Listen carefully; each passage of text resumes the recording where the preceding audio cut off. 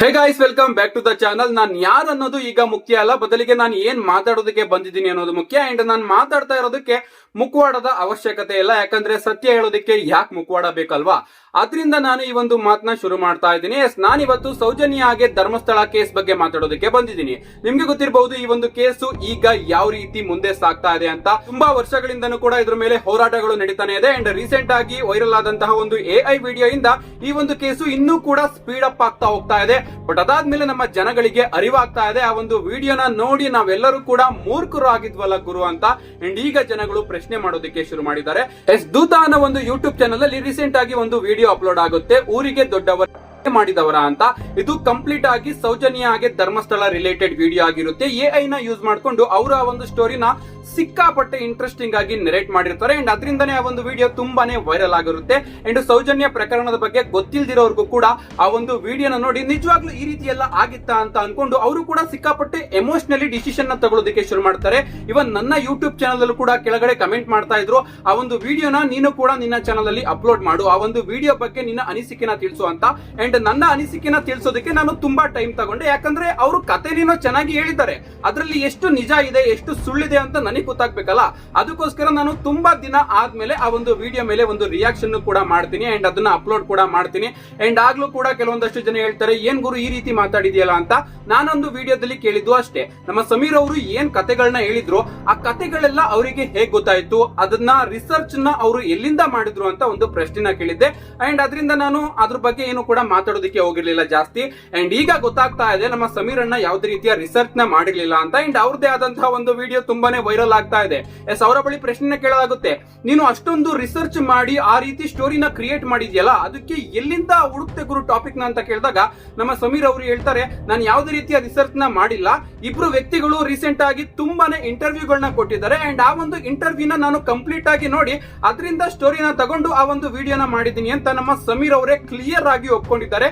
ಅವರು ಇದ್ರ ಬಗ್ಗೆ ಯಾವುದೇ ರೀತಿಯ ರಿಸರ್ಚ್ ನ ಮಾಡಿಲ್ಲ ಅಂತ. ರಿಸರ್ಚ್ ಎಲ್ಲ ಎಲ್ಲಿ ಮಾಡಿವ್ರು? ಯಾರು ದೊಡ್ಡ ಲೆಕ್ಕ ರಿಸರ್ಚ್ ಮಾಡಿ ಅಲ್ಲ, ದೊಡ್ಡ ಲೆಕ್ಕ ಮಾಡಿ ಯಾರು ಕೊಟ್ಟಿದ್ರು ನಿಂಗೆಲ್ಲ ಇನ್ಫಾರ್ಮೇಶನ್? ಏನಿಲ್ಲ ಬ್ರೋ, ಗಿರೀಶ್ ಮಟ್ಟಣ್ಣ ಸರ್, ಆಮೇಲೆ ಅವ್ರು ಮಹೇಶ್ ತಿಮ್ರೋಡಿ ಸರ್ ತುಂಬಾ ಇಂಟರ್ವ್ಯೂಸ್ ಕೊಟ್ಟಾರ ಅವರು. ಅವ್ರದ್ದೊಂದು ಎಲ್ಲಾರು ಒಂದು ಕುತ್ಕೊಂಡು ಒಂದು 50-60 ಇಂಟರ್ವ್ಯೂ ನೋಡಿ ಅಲ್ಲ. ಓಕೆ ಓಕೆ, ಒಂದೊಂದು ಇಂಟರ್ವ್ಯೂ ಒಂದೊಂದು ಇನ್ಫಾರ್ಮೇಶನ್. ಇನ್ನ ನಮ್ಮ ಸಮೀರ್ ಅಣ್ಣ ಅವರು ಯಾರ ಭಾಷಣಗಳನ್ನ ಕೇಳಿ ಯಾರ ಇಂಟರ್ವ್ಯೂಸ್ ಗಳನ್ನ ಕೇಳಿ ಆ ಒಂದು ವಿಡಿಯೋ ಮಾಡೋದಕ್ಕೆ ಪ್ರೇರೇಪಿತರಾಗಿದ್ರು ಅವರಿಬ್ರು ಬಗ್ಗೆನೂ ಕೂಡ ಮಾತಾಡೋದಾದ್ರೆ, ಅದರಲ್ಲಿ ಒಬ್ರು ನಕಲಿ ಹೋರಾಟಗಾರ, ಇನ್ನೊಬ್ರು ನಕಲಿ ದೈವ ಭಕ್ತ. ನಾನು ಯಾಕೆ ಈ ರೀತಿ ಮಾತಾಡ್ತಿದ್ದೀನಿ ಅಂದ್ರೆ, ನಮ್ಮ ಸಮೀರ್ ಅಣ್ಣ ಅವರು ಆ ಒಂದು ವಿಡಿಯೋದಲ್ಲಿ ನಕಲಿ ದೈವ ಮಾನವ ಅಂತ ಹೇಳಿದ್ರು. ಅಫ್ಕೋರ್ಸ್ ಅವರಿಗೆ ಆ ರೀತಿ ಅನ್ಸಿದೆ, ಅದಕ್ಕೋಸ್ಕರ ಅವರು ಅವರನ್ನ ನಕಲಿ ದೈವ ಮಾನವ ಅಂತ ಹೇಳಿದ್ರು.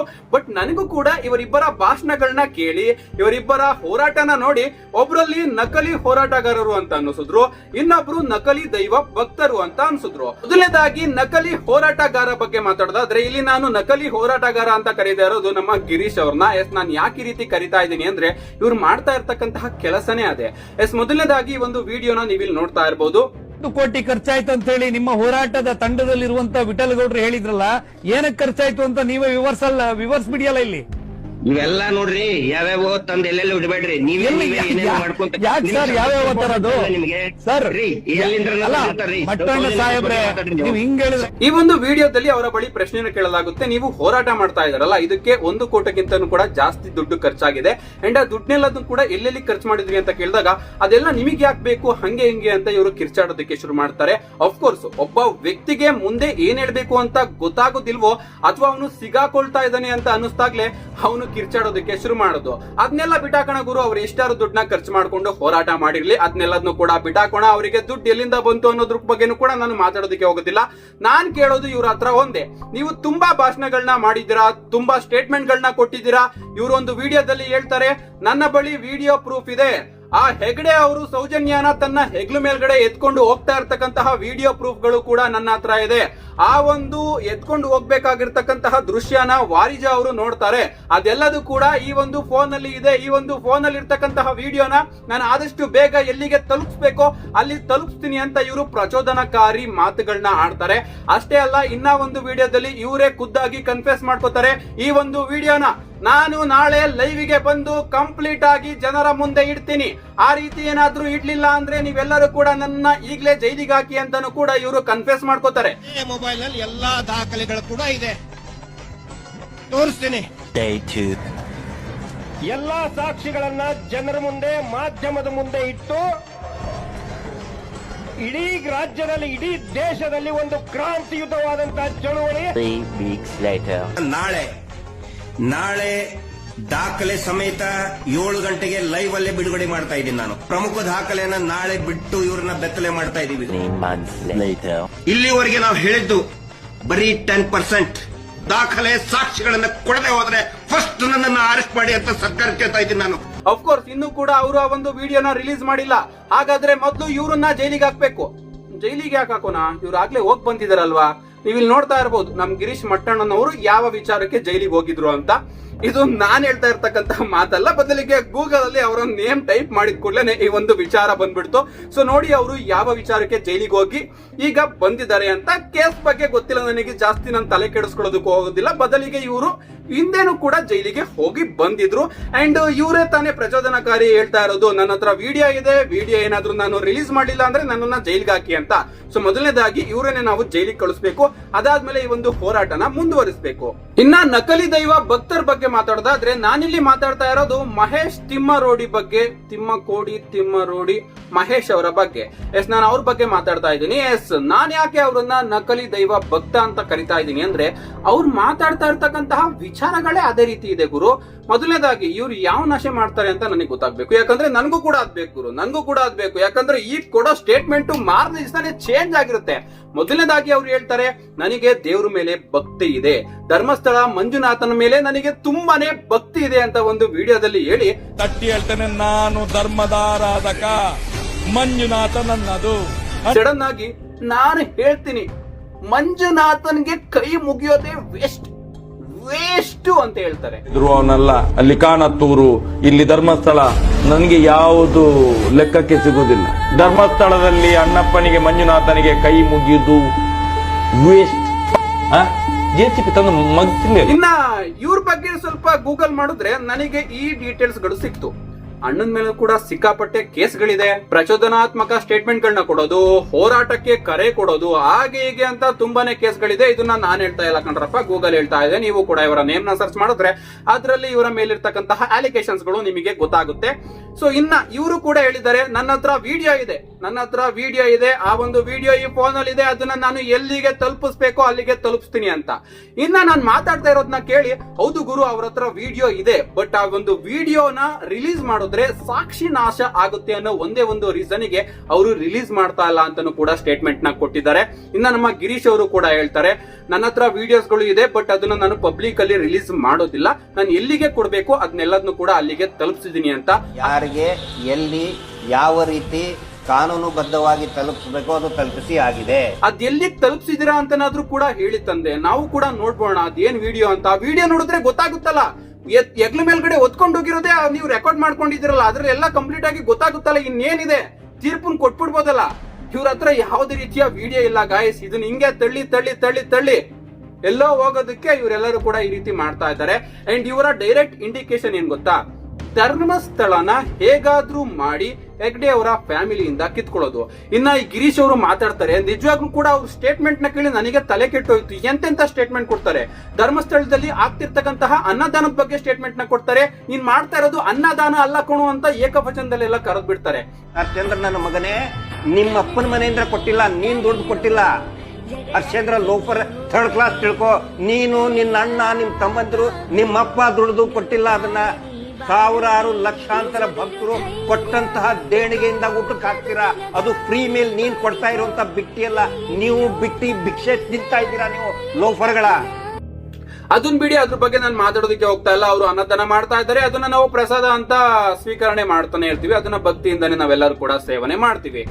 ಇನ್ನ ಇವರು ಸಾಮೂಹಿಕ ವಿವಾಹದ ಬಗ್ಗೆ ಮಾತಾಡ್ತಾರೆ. ನಿಮ್ಗೆ ಗೊತ್ತಿರಬಹುದು, ಪ್ರತಿ ವರ್ಷನೂ ಕೂಡ ಧರ್ಮಸ್ಥಳದಲ್ಲಿ ಸಾಮೂಹಿಕ ಮದ್ವೆನ ಮಾಡಲಾಗುತ್ತೆ. ಅಂಡ್ ಎಲ್ಲರಿಗೂ ಕೂಡ ಆಸೆ ಇರುತ್ತೆ ಧರ್ಮಸ್ಥಳದಲ್ಲಿ ಹೋಗಿ ಮಂಜುನಾಥನ ಸನ್ನಿಧಿಲಿ ನಾವೆಲ್ಲರೂ ಕೂಡ ಮದ್ವೆ ಆಗ್ಬೇಕು ಅಂತ.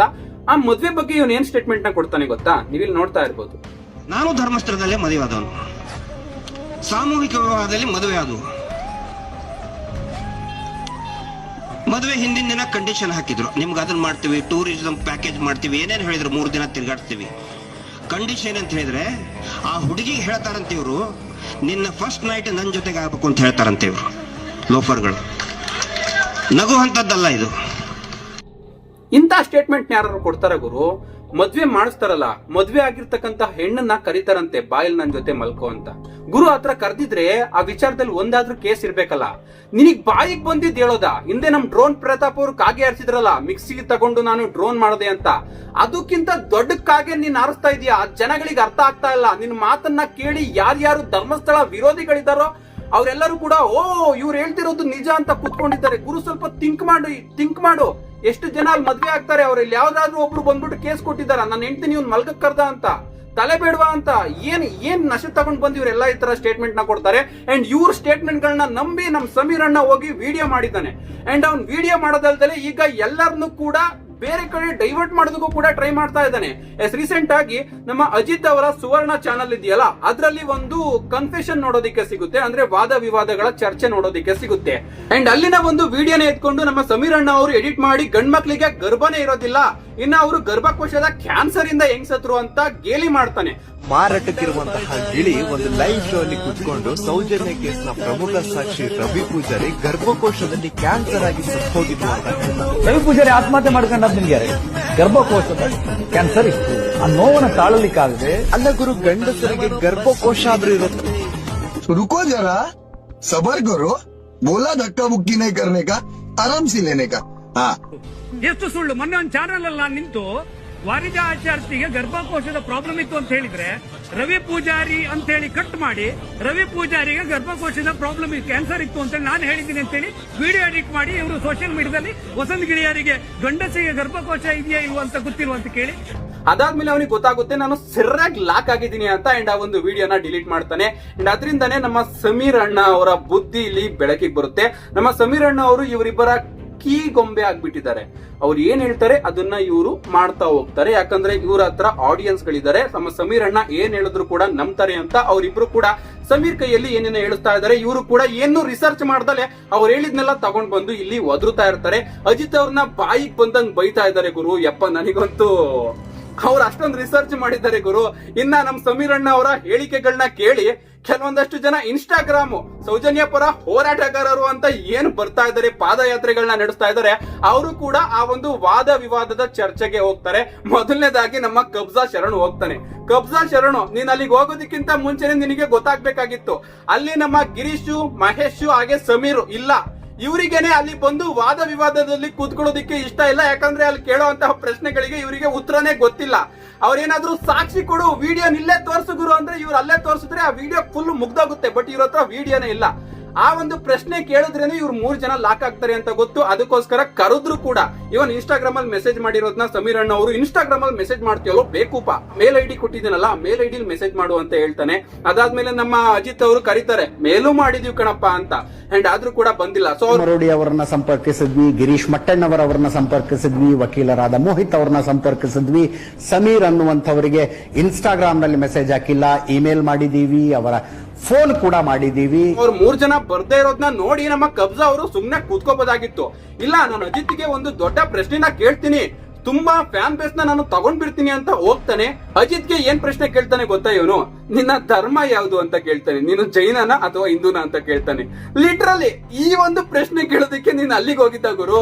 ಅಜಿತ್ ಅವ್ರು ಹೇಳ್ತಾರೆ, ನಮ್ಮ ಧರ್ಮನ ಇಲ್ಲಿ ನಾನು ಡಿಸ್ಕಷನ್ ಮಾಡ್ಬೇಕಾ ಅಂತ. ಸರ್ ನಮಸ್ಕಾರ, ನಾನೊಬ್ಬ ಸೋಷಿಯಲ್ ಮೀಡಿಯಾ ಇನ್ಫ್ಲೂಯೆನ್ಸರು. ನಿಮ್ಮ ಪ್ರಕಾರ ರೀಲ್ಸ್ ಮಾಡುವನು.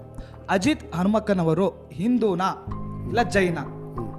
ನನ್ನ ಧರ್ಮ, ನನ್ನ ಜಾತಿ ಪಬ್ಲಿಕ್ ಪ್ಲಾಟ್ಫಾರ್ಮಲ್ಲಿ ಯಾಕೆ ಡಿಸ್ಕಸ್ ಆಗಬೇಕು ಸರ್? ಇದು ತುಂಬಾ ಜನ ಪ್ರಶ್ನೆ ಆಗಿದೆ. ಅಲ್ಲ ಒಂದು ನಿಮಿಷ, ಪ್ರಶ್ನೆ ಕೇಳೋರೇನ್ರಿ ಏನೇನೋ ಕೇಳ್ತಾರೆ. ನಾನು ಯಾಕೆ ಡಿಸ್ಕಸ್ ಆಗ್ಬೇಕು ಹೇಳಿ? ನನ್ನ ಧರ್ಮ ಮತ್ತು ನನ್ನ ಜಾತಿ ಯಾಕೆ ಪಬ್ಲಿಕ್ ಪ್ಲಾಟ್ಫಾರ್ಮಲ್ಲಿ ಡಿಸ್ಕಸ್ ಆಗಬೇಕು? ಅವ್ರೇನಾದ್ರೂ ಆತರ ಉತ್ತರ ಕೊಟ್ರೆ ಇವನಿಗೆ ಮುಂದೆ ಏನ್ ಹೇಳ್ಬೇಕು ಅಂತಾನೂ ಕೂಡ ಗೊತ್ತಿಲ್ಲ. ಅಷ್ಟೇ ಅಲ್ಲ, 3000 ಕಿಲೋಮೀಟರ್ ವೇಗದಲ್ಲಿ ಒಂದು ಹೆಲಿಕಾಪ್ಟರ್ ಅಲ್ಲಿ ಬಂದು ಈ ರೀತಿ ಅತ್ಯಾಚಾರ ಮಾಡಿ ಹೋಗ್ತಾರ ಅಂತ ಕೇಳಿದ್ರೆ ನಮ್ ಕಬ್ಜಾ ಹೌದು ಸರ್ ನನಗೆ ಅನ್ಸುತ್ತೆ ಅಂತ ಹೇಳ್ತಾನೆ. ಆಗ ಅಜಿತ್ ಅವರು ಬಾಯಿಗೆ ಬಂದಂಗ್ ಮುಗಿತಾರೆ, ಈ ನಮ್ಮ ಸಮಾಜದ ಐಕ್ಯೂ ಈ ಲೆವೆಲ್ಗೆ ಬಂದಿದ್ಯಲ್ಲ ಅಂತ. ಅಂಡ್ ಆಗ ಕಬ್ಜಾ ನಗಾಡ್ತಂಗ್ ಕೂತ್ಕೊಂಡಿರ್ತಾನೆ. ನಿಜವಾಗ್ಲೂ ಗುರು ಹೋಗ್ ಕಲ್ತ್ಕೊಂಡ್ ಬಂದ್ಮೇಲೆ ಅಲ್ಲಿ ಹೋಗ್ಬಿಟ್ಟು ಫೇಮಸ್ ಆಗಿ ಬರುವಂತೆ ಇನ್ಸ್ಟಾಗ್ರಾಮ್ ಅಲ್ಲಿ ನೀನ್ ರೀಲ್ಸ್ ಮಾಡೋನೆ ಸೋಷಿಯಲ್ ಮೀಡಿಯಾ ಇನ್ಫ್ಲೂಯೆನ್ಸರ್ ಅಲ್ಲ ನೀನು, ರೀಲ್ಸ್ ಮಾಡೋನೆ. ಅಜಿತ್ ಅವ್ರ ಪ್ರಕಾರ ನೀನ್ ರೀಲ್ಸ್ ಮಾಡೋನೆ, ಈಗ ಎಲ್ಲರ ಪ್ರಕಾರನೂ ಕೂಡ ನೀನು ರೀಲ್ಸ್ ಮಾಡೋನೆ. ಒಂದ್ ಚೂರು ಕೂಡ ನಿನಗೆ ನಾಲೆಡ್ಜ್ ಇಲ್ಲ. ಅವ್ನು ಹಂಗ್ ಬೈತಾ ಇದ್ದಾನೆ, ಅದಕ್ಕೆ ತಿರುಗಿಸಿ ಏನ್ ಹೇಳ್ಬೇಕು ಅಂತಾನು ಕೂಡ ನಿನಗೆ ಗೊತ್ತಾಗ್ತಾ ಇಲ್ಲ ಅಂದ್ರೆ ಒಂದ್ ಕಾಮನ್ ಸೆನ್ಸ್ ಇಲ್ವಾ ಗುರು? 3000 ಕಿಲೋಮೀಟರ್ ವೇಗದ ಹೆಲಿಕಾಪ್ಟರ್ ಅಲ್ಲಿ ಯಾರ್ ತಾನೇ ಬರಕಾಗುತ್ತೆ ಗುರು? ಅದನ್ನು ಥಿಂಕ್ ಮಾಡ್ದಲೆ ಹೌದು ಸರ್ ನನಗೆ ಬರ್ಬೋದು ಸರ್, IQ ಬಗ್ಗೆ ಮಾತಾಡ್ತಿದ್ರು ಕೂಡ ನೀನ್ ನಗಾಡ್ತಾ ಕೂತ್ಕೊಂಡಿದ್ಯಲ್ಲ. ಕರ್ಮ ಗುರು, ನಿಮ್ಮಂತವ್ರಿಗೆಲ್ಲ ಏನ್ ಮಾಡ್ಬೇಕು ಅಂತ ಗೊತ್ತಿಲ್ಲ. ಅವ್ರ 3 ಜನದ ಮಾತು ಕೇಳ್ಕೊಂಡ್ರು ಇನ್ನೂ ಫೇಮಸ್ ಆಗ್ಬೇಕು ಅಂತ ಬಂದ್ಬಿಟ್ರು. ಅವ್ರ 3 ಜನ ಯಾಕೆ ಬಂದಿಲ್ಲ ಅಂತಾನು ಕೂಡ ನೀವ್ ಯಾರು ಕೂಡ ತಿಳ್ಕೊಳ್ಳೋದಕ್ಕೆ ಹೋಗ್ಲಿಲ್ಲ. ಏನೇ ಆಗ್ಲಿ ಗೈಸ್, ಇನ್ನ ಇವ್ರ ಪರವಾಗಿ ಕೆಲವೊಂದಷ್ಟು ಜನ ವಾದ ಮಾಡ್ತಾ ಇದ್ದಾರೆ. ಕಿರಿಕ್ ಕೀರ್ತಿ ಅವರು ಈ ಅಪ್ಪ ಕೊಡೋ ಸ್ಟೇಟ್ಮೆಂಟ್ ನ ನನಗೆ ಕೇಳಿ ನನ್ ಕಿವಿನೇ ಅರ್ಧೋಗುತ್ತೆ ಗುರು. ಏನ್ ಸರ್ ನೀವು ಕೊಡ್ತಾ ಇರೋದು ಸ್ಟೇಟ್ಮೆಂಟ್ಗಳು? ಧರ್ಮಸ್ಥಳನ ರಕ್ಷಣೆ ಮಾಡ್ಬೇಕು ಅಂತೀರಾ, ಸೌಜನ್ಯಗೆ ನ್ಯಾಯ ಸಿಗ್ಬೇಕು ಅಂತೀರಾ, ನಿಜ. ಬಟ್ ಆ ಕೇಸ್ ಬಗ್ಗೆ ನನಗೆ ಮಾತಾಡೋದಕ್ಕೆ ಆಗ್ತಿಲ್ಲ. ಎಂತ ಕೊಳಕು ಸ್ಟೇಟ್ಮೆಂಟ್ ನ ಕೊಡ್ತೀಯ ಮಾರಿಯಾ ನೀನು? ಮೊದ್ಲು ನೀನು ಸುಮ್ನಿದ್ ಬಿಡಪ್ಪ, ನೀನ್ ಮಾತಾಡೋದಕ್ಕೆ ಬರ್ಬೇಡ. ನೀನು ಲಾಜಿಕಲಿ ಮಾತಾಡ್ತೀಯ, ಬಟ್ ಆ ಮಾತಾಡೋ ರೀತಿ ಇದೆಯಲ್ಲ ಅದು ಕೇಳೋರಿಗೆ ಕರ್ಕಶವಾಗಿ ಕೇಳಿಸುತ್ತೆ, ನಿಜ ಕರ್ಕಶವಾಗಿ ಕೇಳಿಸುತ್ತೆ. ಇನ್ನ ಗೈಸ್, ನನ್ನ ಉತ್ತರ ಇಷ್ಟೇ ಇವರೆಲ್ಲರಿಗೂ ಕೂಡ. ಇವ್ರೇನು ಸಮೀರ್ ಮತ್ತೆ ಗಿರೀಶ್ ಮತ್ತೆ ಮಹೇಶ್, ಇವ್ರು 3 ಜನ ಸೇರ್ಕೊಂಡು ಏನು ಹೋರಾಟ ಮಾಡ್ತಾ ಇದಾರೋ ಇದೆಲ್ಲದು ಕೂಡ ಫೇಕ್ ಹೋರಾಟ. ಈಗ ಇದೆಲ್ಲದು ಕೂಡ ಬೆಳಕಿಗೆ ಬರ್ತಾ ಇದೆ. ಈ 3 ಜನರಲ್ಲಿ ನಾನು ಸಮೀರ್ನ ತೆಗ್ದಾಕ್ತೀನಿ, ಯಾಕಂದ್ರೆ ಅವರಿಬ್ರು ಹೇಳ್ತಾ ಇರೋದನ್ನ ಸಮೀರ್ ಮಾಡ್ತಾ ಇದ್ದಾನೆ ಅಷ್ಟೇ. ಈಗ ಅವನು ಕೂಡ ಸ್ವಲ್ಪ ಹೆಚ್ಕೋತಾ ಹೋಗ್ತಾ ಇದ್ದಾನೆ, ಬಟ್ ಜನ ಹಂಗೆ ಅವನ್ನ ಅದ್ಭುತ ಬರ್ತಾ ಇದ್ದಾರೆ. ಇವರಿಬ್ಬರ ಗುರಿ ಸೌಜನ್ಯಗೆ ನ್ಯಾಯ ತೋರಿಸೋದಲ್ಲ, ಧರ್ಮಸ್ಥಳನ ಆ ಫ್ಯಾಮಿಲಿಯಿಂದ ಕಿತ್ಕೊಂಡು ಗವರ್ನಮೆಂಟ್ ಗೆ ಕೊಡೋದು ಅಂತ ಅನ್ಕೋತೀನಿ ನಾನು. ಇಷ್ಟೇ ನನಗೆ ಅನ್ನಿಸ್ತಾ ಇರೋದು. ಯಾಕಂದ್ರೆ ಇವ್ರ ಹತ್ರ ಪ್ರಾಪರ್ ಸಾಕ್ಷಿ ಇಲ್ಲ. ವಿಡಿಯೋ ಫುಟೇಜ್ ಅಂತ ಇದೆ ಅಂತ ಹೇಳ್ತಾ ಇದಾರೆ. ಆ ವಿಡಿಯೋನ ನಾನು ಕೂತ್ಕೊಂಡು ಲೈವ್ ರೆಕಾರ್ಡ್ ಮಾಡ್ತಾ ಇದ್ದೀನಲ್ಲ, ಈ ರೀತಿ ರೆಕಾರ್ಡ್ ಮಾಡಿದ್ರೆ ವಿಡಿಯೋ ಎಲ್ಲರಿಗೂ ಗೊತ್ತಾಗುತ್ತೆ, ಅಲ್ಲಿರ್ತಕ್ಕಂತಹ ಮುಖ ಎಲ್ಲರಿಗೂ ಗೊತ್ತಾಗುತ್ತೆ. ಗುರು, ಸೌಜನ್ಯ ಆಗಿಲ್ದೇ ಇರ್ಲಿ, ಬೇರೆ ಹೆಣ್ಮಗು ಆಗಿರ್ಲಿ ಗುರು, ಅವ್ರಿಗೆ ಶಿಕ್ಷೆ ಆಗುತ್ತೆ. ತಗೋಬಾ ವಿಡಿಯೋನ, ಬಿಡು. ಅದಕ್ಕೆ ಯಾಕೆ ಹಂಗ ಆಡ್ತಾ ಇದೀಯ? ಅದಕ್ಕೆ ಯಾಕೆ ನೀನು ನಾಳೆ ಬಿಡ್ತೀನಿ, ನಾಡ್ದು ಬಿಡ್ತೀನಿ, ಬಿಡ್ಲಿಲ್ಲ ಅಂದ್ರೆ ಜೈಲ್ಗೆ ಹಾಕ್ತೀನಿ ಅಂತ ಇನ್ನೂ ಯಾಕೆ ಅಲ್ಲಿ ಹೋರಾಟ ಮಾಡ್ತಾ ಇದೀಯ? ಜೈಲ್ಗೆ ಹೋಗಿ ನೀನು ಹೇಳಿದ್ಯಲ್ಲ ಜೈಲ್ಗೆ ಹೋಗ್ತೀನಿ ಅಂತ. ಹೋಗಿ ಬಂದಿರೋರ್ಗೆಲ್ಲ ಮತ್ತೆ ಯಾಕೆ ಜೈಲ್ಗೆ ಹೋಗೋಕೆ ಇಷ್ಟ ಆಗುತ್ತಲ್ವಾ? ಸರಿ, ಅದನ್ನೆಲ್ಲ ಬಿಟ್ಟಾಕಿ. ಇಷ್ಟು ನನ್ನ ಅನಿಸಿಕೆ. ಈಗ ನೀವು ಏನ್ ಬೇಕಾದ್ರೂ ಕಮೆಂಟ್ಗಳನ್ನ ಹಾಕೋಬಹುದು. ನನ್ನ ಪ್ರಶ್ನೆ ಏನು, ಅದೇನ್ ಸಾಕ್ಷಿ ಅಂತ ಇಟ್ಕೊಂಡು ವಿಡಿಯೋ ಅಂತ ಇದ್ದೀರಾ, ಅದನ್ನ ಟೆಲಿಕಾಸ್ಟ್ ಮಾಡಿ ಅಷ್ಟೇ ನಾನು ಕೇಳ್ತಾ ಇರೋದು, ಬೇರೆ ಏನು ಕೇಳ್ತಾ ಇಲ್ಲ. ನಾನು ಧರ್ಮಸ್ಥಳ ಬಗ್ಗೆ ಮಾತಾಡ್ತಾ ಇಲ್ಲ, ಆ ಹೆಗ್ಡೆ ಫ್ಯಾಮಿಲಿ ಬಗ್ಗೆ ಮಾತಾಡ್ತಾ ಇಲ್ಲ. ಅವ್ರು ತಪ್ಪು ಮಾಡಿದಾರೋ ಸರಿ ಮಾಡಿದಾರೋ ನನಗೆ ಗೊತ್ತಿಲ್ಲ. ನಿಮ್ಮ ಹತ್ರ ಸಾಕ್ಷಿ ಇದೆಯಲ್ವಾ, ಅದನ್ನ ತಗೊಂಡ್ ಬಂದು ಬಿಡಿ. ನಿಜವಾಗ್ಲು ಯಾರು ಗೊತ್ತಾ ನಿಯತ್ತಾಗಿ ಸೌಜನ್ಯ ಪರ ಹೋರಾಟ ಮಾಡ್ತಾ ಇರೋದು? Third I Kannada YouTube channel ಒಂದೇ ಸೌಜನ್ಯ ಬಗ್ಗೆ ಹೋರಾಟ ಮಾಡ್ತಾ ಇರೋದು. ಅವ್ರು ಇಲ್ಲಿವರೆಗೂ ಕೂಡ ಯಾರನ್ನು ಕೂಡ ದೂರಣೆ ಮಾಡಿಲ್ಲ. ಧರ್ಮಸ್ಥಳದಲ್ಲಿ ಈ ರೀತಿ ಆಗಿದೆ ಅಂತಾನು ಕೂಡ ಅವರು ಹೇಳ್ತಾ ಇಲ್ಲ, ವಿಡಿಯೋ ಫುಟೇಜ್ ಇದೆ ಅಂತಾನು ಕೂಡ ಹೇಳ್ತಾ ಇಲ್ಲ. ಅವ್ರು ಹೇಳ್ತಾ ಇರೋದು ಇಷ್ಟೇ, ಸೌಜನ್ಯ ಕೇಸು ಈ ರೀತಿ ಆಗಿತ್ತು, ಈಗ ಇದು ಮುಂದೆ ಈ ರೀತಿ ಹೋಗ್ತಾ ಇದೆ ಅಂತ. ಅಷ್ಟೊಂದು ಬಿಟ್ರೆ ಅವರು ಸುಮ್ನೆ ಸಾಕ್ಷಿಗಳಿಲ್ದಲೆ ಯಾರನ್ನು ಕೂಡ ದೂರ್ತಾ ಇಲ್ಲ. ನಿಮ್ ತರ ಫೇಮಸ್ ಆಗೋದಕ್ಕೆ ನಕಲಿ ಭಾಷಣಗಳನ್ನ ಮಾಡ್ಕೊಂಡು, ಇಂಟರ್ವ್ಯೂಸ್ ಗಳನ್ನ ಕೊಡ್ಕೊಂಡು, ವಿಡಿಯೋ ಇದೆ ಅಂತೆಲ್ಲ ಹೇಳ್ಕೊಂಡು ಫೇಮಸ್ ಆಗ್ತಾ ಇಲ್ಲ. ಅಂಡ್ ಇದ್ರ ಬಗ್ಗೆ ಎಲ್ಲರೂ ಕೂಡ ಥಿಂಕ್ ಮಾಡಿ ಅಂತ ಹೇಳ್ತಾ ಈ ಒಂದು ವಿಡಿಯೋನ ಮುಗಿಸ್ತಾ ಇದ್ದೀನಿ.